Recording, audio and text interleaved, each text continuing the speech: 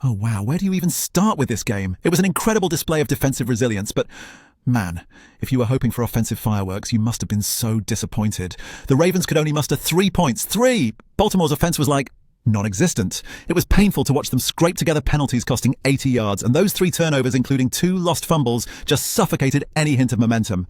But here's the kicker. Their passing game amounted to just 117 yards. Unbelievable. The Rams, though effective, weren't much flashier, but capitalized when it truly mattered. Third quarter precision strikes. This has us all asking, can the Ravens bounce back? Anyway, folks, if you're loving this dive into game breakdowns and play-by-play analysis, why not click that subscribe button? You won't want to miss future content. Now, let's talk about the quarterback situation, because honestly, it was pretty rough out there for Baltimore. You know, we have to address those glaring inefficiencies, right? With just 117 passing yards, the Ravens quarterbacks were absolutely underwhelming. I mean, Tyler Huntley went 10 for 15, but only managed to rack up 39 yards. That's mind-boggling. And let's not forget the 4 sacks he suffered. It was really concerning how Huntley's pocket presence faltered, struggling hard against the Rams' pressure. I guess you could see how that hindered Baltimore's ability to stretch the field and maintain any offensive rhythm. Then you've got Cooper Rush stepping in, finishing 11 for 19, but throwing an interception. It's like, where's the leadership and decisive playmaking we expected? While using a 2-quarterback system seemed strategic, it really wrecked their consistency. On the flip side, Matthew Stafford looked like the seasoned pro we know him to be. He threw for 167 yards, and that crucial touchdown pass was just, well, perfect in execution. Stafford's pocket awareness was miles ahead, making key third-down plays look almost effortless. Now, isn't it stark how this reflects the execution gap between these teams? Just something to ponder. Now moving on to a critical aspect of the game, we've got to dive into the defensive mastery that unfolded on the field. Both teams showcased some serious prowess in defense, but to be honest, the Rams clearly stole the spotlight here. I mean, holding the Ravens to just 1 field goal is absolutely insane, right? The Rams' defensive line deserves all the praise. They were relentless. Byron Young, man, what a beast. Racking up 2 sacks and 5 quarterback hits, he was just everywhere, disrupting anything and everything the Ravens tried to muster. This kind of consistent pressure is what really rattled Baltimore's game plan, isn't it?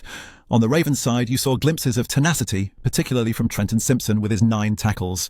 But let's face it, the gaps were glaring. The Ravens' defense held some strong phases but couldn't sustain it when the Rams hit their stride in the third quarter.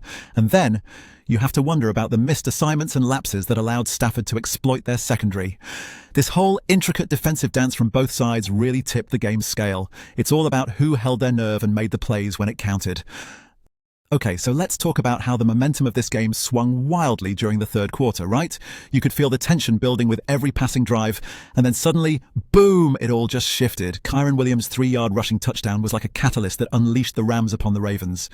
It's not just about the points, it's about the psychological edge it gave the Rams.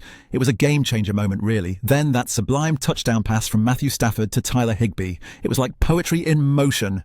The Rams identified those cracks in the Ravens' secondary and exploited them mercilessly. The formation changes, quick play-calling adjustments, they played chess while the Ravens were left chasing shadows. And let's not overlook, the Ravens just couldn't keep the chains moving, especially given the costly errors and penalties that kept dragging them back, you know? The Rams' defense, orchestrated by the likes of Byron Young, suffocated any hope of a comeback right from the onset. This whole episode just flipped the script completely, leaving the Ravens scrambling and the Rams charging confidently towards the end zone. Okay, so now that we've broken down how that key momentum swing went down in the third quarter, let's talk about what this game means moving forward. Because man, it's more than just another win or loss on the board. With the Rams driving home this 17-3 victory, you've got to believe they're eyeing the top of the NFC West standings. This win is massive for them, essentially setting the stage for a real run toward the playoffs. The defense is rock solid, and if they keep sharpening the offense, they're going to be tough to beat, right? On the other side, the Ravens have some serious soul-searching to do. A loss like this could be a real wake-up call in the AFC where every game counts. Those offensive cracks, they've got to patch them up, and quickly if they're staying competitive. Especially with those turnovers and red zone blunders. It's just not cutting it. But hey, that's just my take. What do you guys think? Are the Rams serious contenders, or just getting lucky? And for the Ravens fans out there, how worried should we be? Drop your thoughts in the comments and let me know if there's something I missed.